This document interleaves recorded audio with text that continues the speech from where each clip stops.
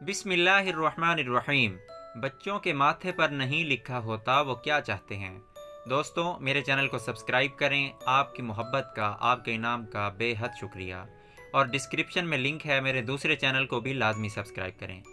अगर आपके बच्चे इस तरह करते हैं तो वालिदैन को चाहिए ये काम करें। अगर आपका बच्चा ज़्यादा तंग करता है तो इसका मतलब है आप इसे ज़्यादा करीब नहीं करते, इससे प्यार नहीं करते। अगर बच्चा तन्हाई पसंद है तो इसका मतलब है आप बहुत ज़्यादा मशगूल रहते हैं। अगर आपके बच्चे में खुद एतमादी की कमी है तो इसका मतलब है कि आप इसकी हौसला अफजाई बिल्कुल नहीं करते।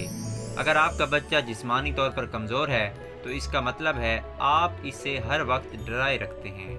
अगर आपका बच्चा ज़िद्दी है तो इसका मतलब ये है कि आप बहुत ही सख्त मिजाज हैं।